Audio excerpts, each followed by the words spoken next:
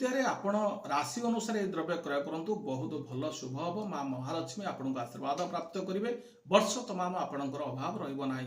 प्रथमतः हूँ मेष राशि रे आपणकर सुना तो समस्ते क्रय करें तेणु सुवर्ण तंभा पितल क्रय करंतु एवं लाल कलर वस्त्र मध्य क्रय करंतु। परवर्ती वृष राशि रे आपणकर चांदी द्रव्य क्रय करंतु सुना क्रय करंतु एवं गोमती चक्र शंख कौड़ी मध्य क्रय करंतु झाड़ू क्रय करंतु।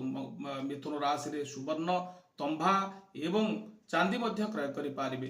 कर्कट राशि रे चांदी द्रव्य क्रय करंतु बा शंख कौड़ी गोमती चक्र क्रय करंतु बा आपणकर झाड़ू क्रय करंतु। परवर्ती सिंह राशि रे पितल तंभा सुवर्ण क्रय करंतु बहुत शुभ हब एवं आपण लाल वस्त्र क्रय करंतु। परवर्ती कन्या राशि सुवर्ण आपण पाई लकी मेटल सुवर्ण चांदी एवं पितल ब्रोंज मध्य क्रय करंतु आपण पाई शुभ हब।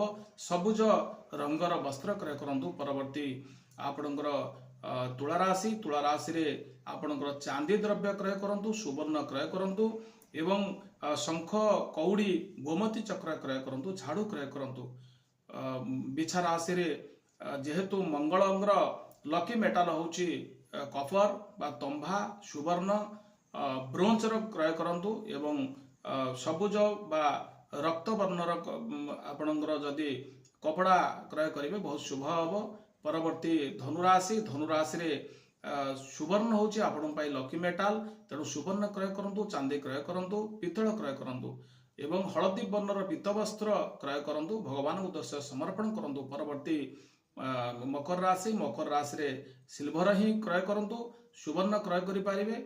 आ कुंभ राशि रे सिल्वर क्रय करंतु सुवर्ण भी क्रय करि पारिबे एवं विशेष करी मीन राशि रे सुवर्ण क्रय करंतु तंभा भी क्रय करंतु बहुत शुभ हब। ये सब मेटाल आपण पाई लकी मेटाल अछि तेणु ये सब मेटाल जदि आपण किछि क्रय करूछन धातुर क्रय करूछन आपणक पाई बहुत शुभयुक्त रहिबो।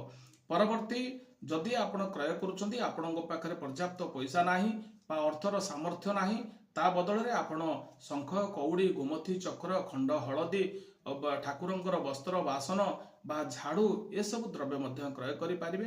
अति शुभ दिन पड़ुथिबा हेतु अक्षय तृतीया पड़ुथिबा हेतु आपण एई